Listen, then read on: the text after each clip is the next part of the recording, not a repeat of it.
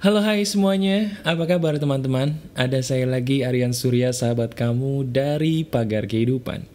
Saya membuat audio atau video ini menjelang tahun baru 2017. Dan saya pun senang ya, karena menjelang tahun baru berarti banyak di antara kamu semua yang sudah banyak memiliki tujuan hidup yang lebih baru dibandingkan tahun-tahun yang kemarin.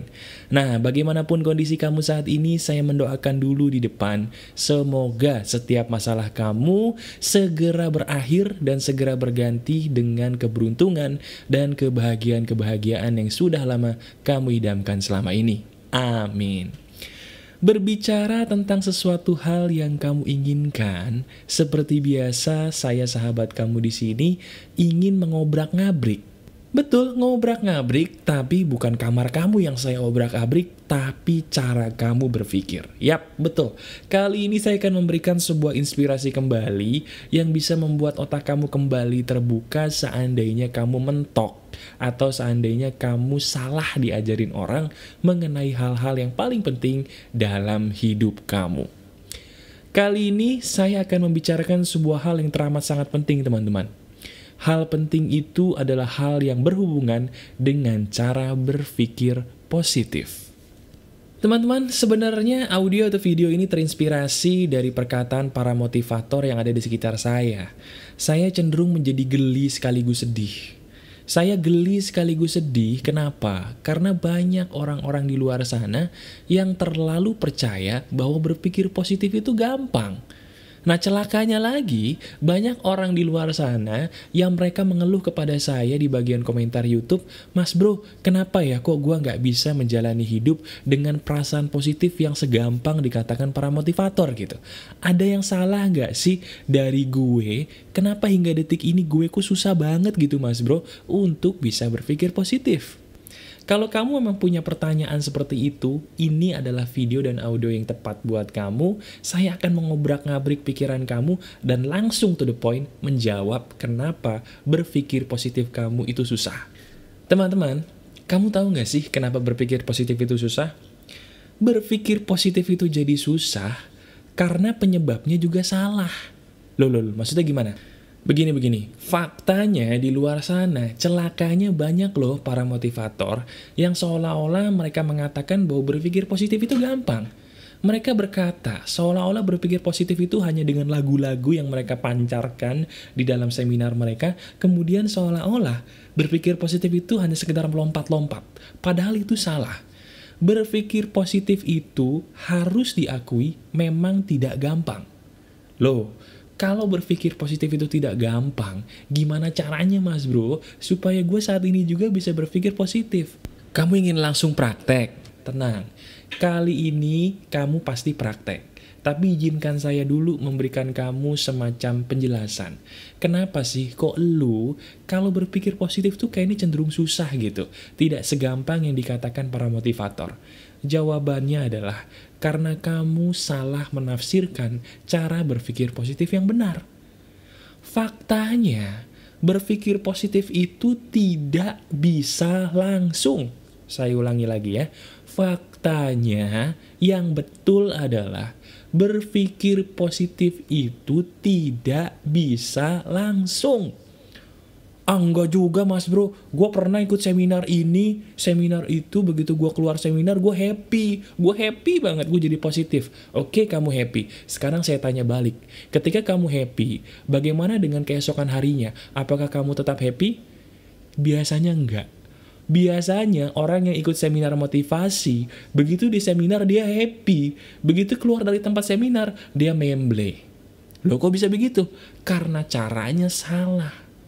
Cara yang paling betul, kamu harus taruh di pikiran kamu, berpikir positif itu butuh proses, titik. Ah masa begitu mas bro, kayaknya enggak deh. Masa sih berpikir positif itu butuh proses? Nah sekarang gini, kalau kamu masih membantah bahwa berpikir positif itu masih menggunakan proses, sekarang saya kasih contoh yang agak sedikit lucu. Bener, contoh yang bisa jadi kenyataan dan ini lucu. Contohnya begini. Anggap saja ceritanya kamu sedang berduka. kamu kehilangan orang yang kamu sayang. Bayangkan, pikirkan kalau kamu kehilangan orang yang kamu sayang karena mungkin orang yang kamu sayang meninggal. Pikirkan rasa duka kamu.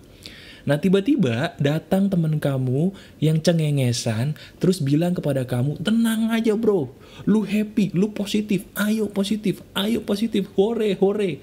Kira-kira kamu bakal ngapain tuh teman kamu yang tadi nyuruh kamu positif? Kamu mungkin kemungkinannya cuma dua. Kamu akan nyengir heran ngelihat teman kamu yang gila sendiri, karena kamu masih berduka dipaksa positif tidak bisa, atau mungkin mohon maaf, kamu bakal gampar teman kamu karena kamu merasa dia tidak menghormati rasa berduka kamu. Betul apa enggak? Nah, dari contoh pertama aja, ini sudah membuktikan bahwa memang sesuatu hal yang negatif itu tidak bisa dipaksakan langsung positif. Contoh lagi, pernah nggak kamu lagi kesal sama orang? Pikirin kamu pengalaman kamu ketika kamu lagi kesel mampus sama orang, kamu lagi dendam sama orang, bisa nggak saat itu juga ketika kamu lagi kesel sama orang, tiba-tiba disuruh berpikir positif? Tiba-tiba datang teman kamu, udahlah ngapain sedih, ayo kita having fun, ayo. Mungkin, anggap saja kamu bisa jadi positif, kamu jadi happy. Tapi ketika kamu sudah tidak sama teman kamu lagi, rasa dendam itu kembali muncul, rasa sedih itu kembali muncul. Pernah kamu mengalami hal seperti itu? Kalau pernah, saya pun juga pernah. Nah, sekarang saya akan memberikan sebuah rahasianya. Gimana sih mas bro? Cara yang paling efektif seandainya gue pengen jadi orang yang positif dan positif gue tuh bertahan lama. Caranya begini. Sekarang kamu harus paham betul bahwa yang namanya hidup itu cenderung berhubungan dengan angka. Waduh, ini mas bro mulai aneh lagi. Enggak. Sekarang saya minta tolong kamu bayangin deh. Sekarang kamu bayangkan angka negatif. Kamu bayangin angka negatif, terserah bisa -1, -2, -3, -5, apapun angkanya kamu bayangin.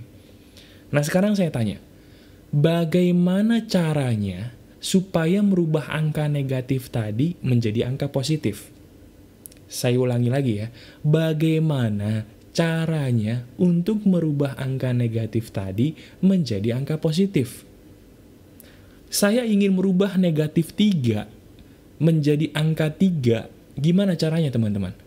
Mungkin kamu yang paham matematika akan berkata, ditambahin +6 mas bro. Betul. Tapi bukan itu pertanyaan saya. Bagaimana cara merubah angka negatif menjadi positif?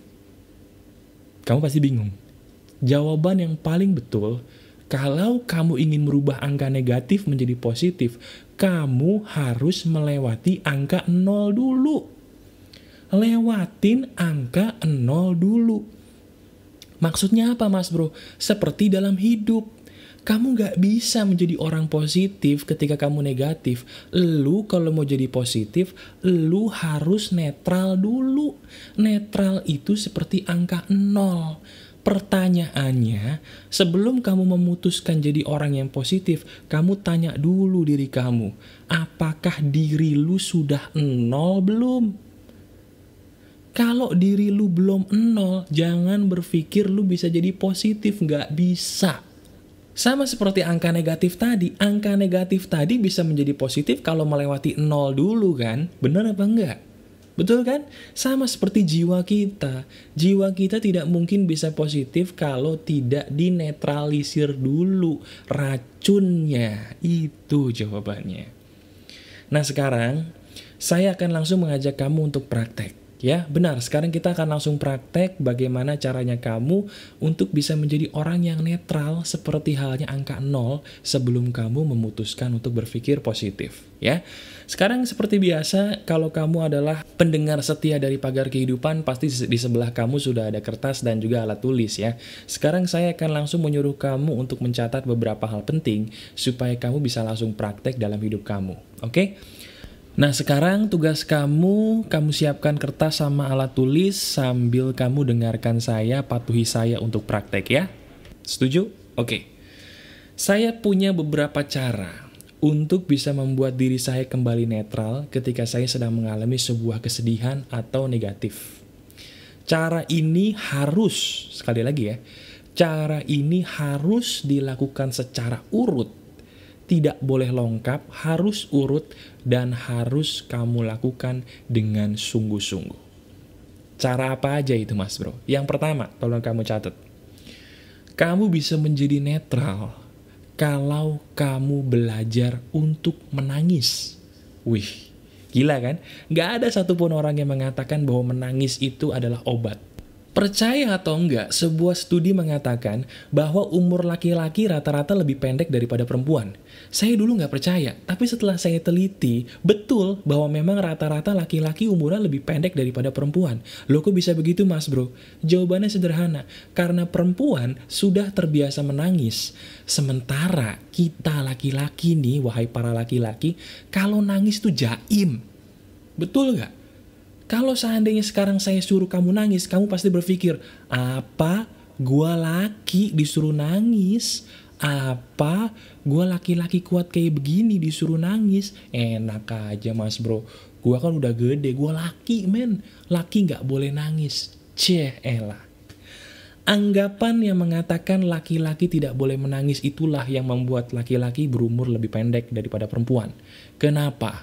Karena memang betul, menangis itu adalah salah satu bentuk detoksifikasi yang mengeluarkan racun negatif dari jiwa kamu. Nah sekarang, saya minta tolong kamu taruh tangan kamu di dada. Betul, sekarang juga kamu taruh tangan kamu di dada.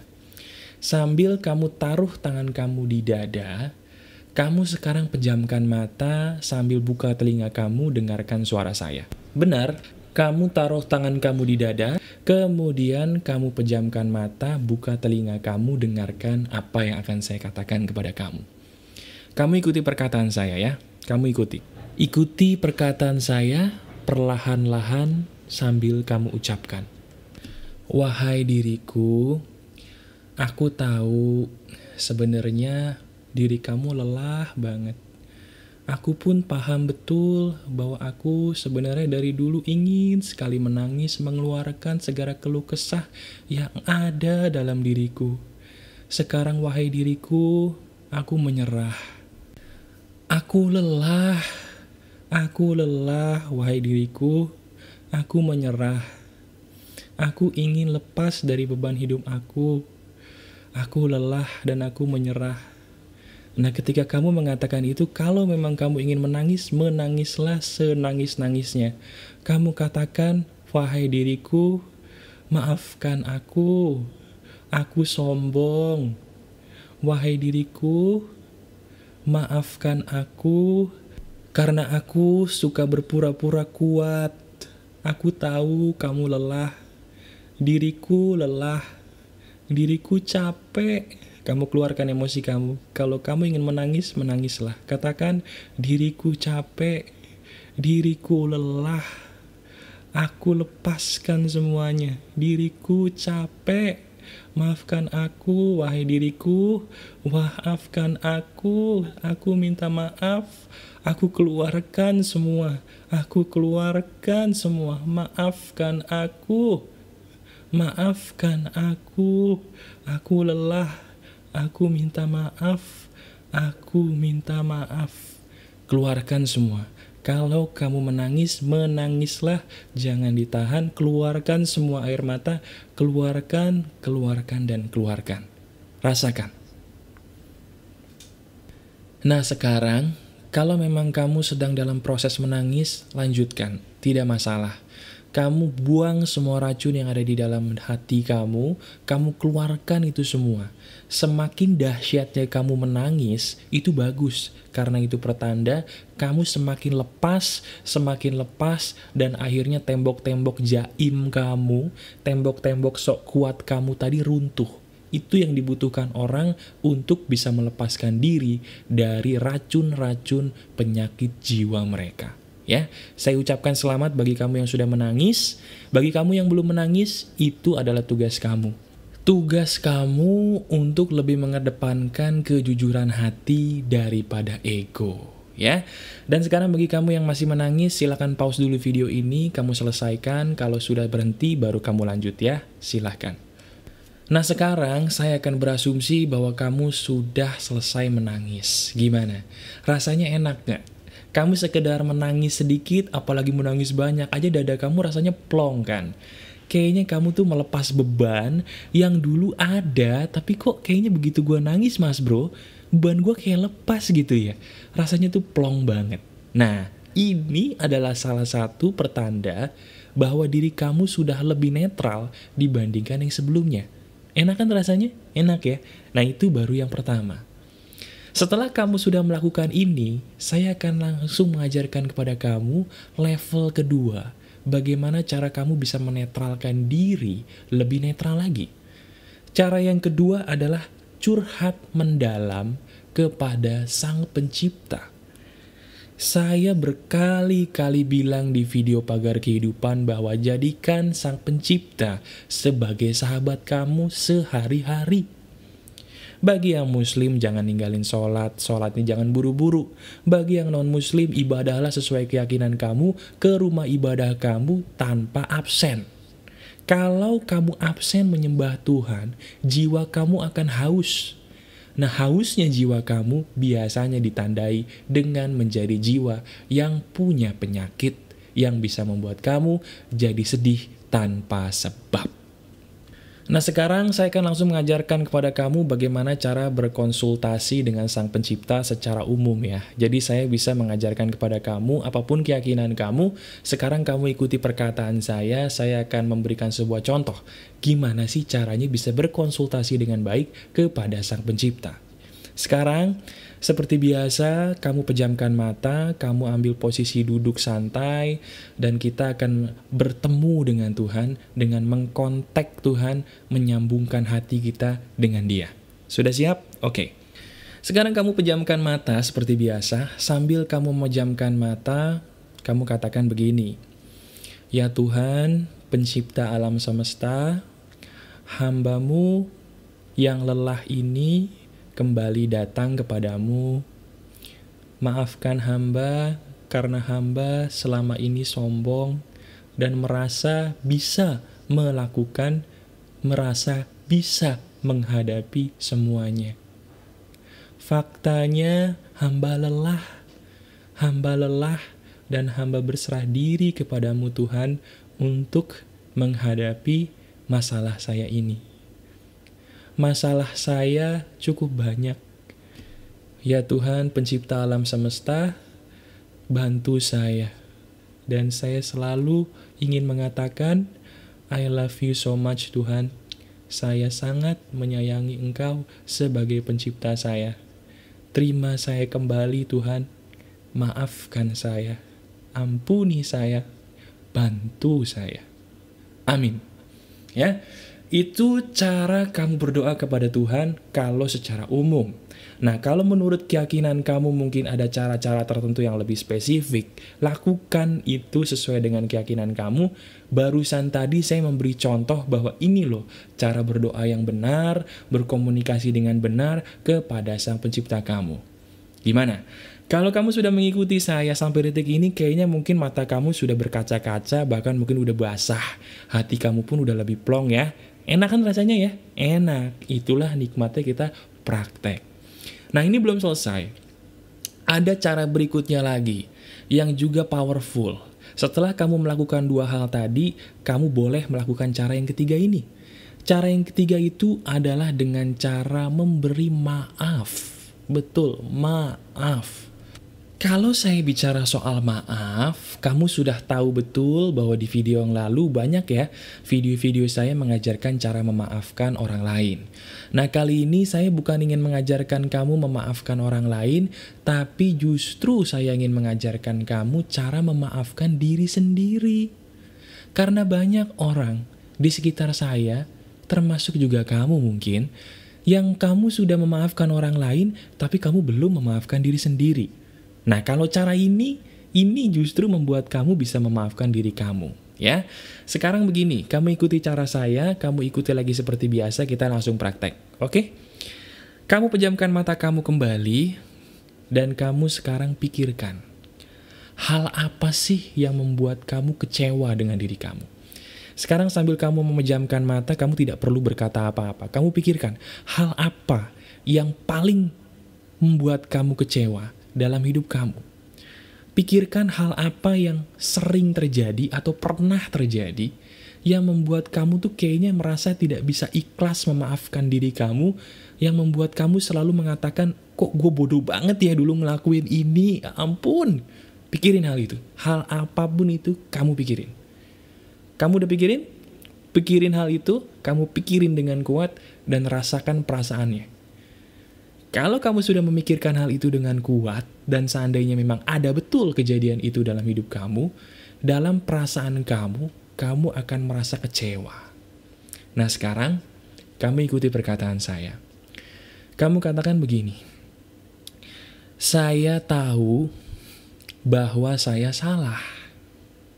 Saya tahu bahwa saya dulu bodoh. Tapi saya yakin betul bahwa tidak ada satu hal pun yang terjadi tanpa izin Tuhan. Semua yang terjadi dalam hidup saya bisa terjadi dengan izin Tuhan. Saya bersyukur karena sudah dibentuk oleh Tuhan ke arah kehidupan yang lebih baik. Saya mensyukuri kesalahan saya. Saya amat sangat mensyukuri rencana Tuhan yang hebat buat hidup saya. Saya memaafkan semua. Saya memaafkan semua. Saya memaafkan semuanya. Terima kasih. Terima kasih dan terima kasih. Terima kasih. Kamu buka lagi mata kamu. Ya.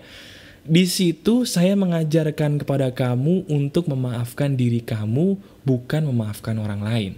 Nah, kamu sudah sampai tahap yang ketiga ini, kayaknya kamu udah mulai ngambang nih, udah mulai nge-fly kalau kamu praktek ya. Kamu mungkin agak terkesima. Kok bisa ya? Ternyata gue merasakan ini gitu loh. Sebenarnya gue merindukan ini dari dulu mas bro, tapi gak ada yang ngajarin. Alhamdulillah ya, berarti Tuhan masih baik mengajarkan kamu, membawa kamu kepada saya untuk menyembuhkan kamu. Alhamdulillah ya. Nah, apakah selesai sampai situ mas bro? Belum. Ada level berikutnya yang harus kamu kudu lakukan. Level ini teramat penting. Setelah yang pertama tadi kamu menangis, setelah yang kedua kamu curhat secara mendalam kepada Tuhan, yang ketiga tadi kamu sudah memaafkan diri kamu, ada yang level 4. Level 4 itu yang disebut dengan mengikhlaskan. Sekarang, saya akan langsung praktek kepada kamu. Tapi sebelum itu saya katakan dulu kepada kamu ya. Teman-teman, tidak ada hal bisa menjadi baik kalau tidak kamu berusaha ikhlaskan. Sekali lagi ya, tidak akan ada hal baik datang dalam hidup kamu kalau kamu belum bisa mengikhlaskan masa lalu kamu. Itu fakta. Orang tidak akan mungkin bisa move on dalam segala hal kalau dia belum ikhlas terhadap kesalahan dia sendiri di masa lalu. Nah sekarang, kamu pejamkan mata kembali.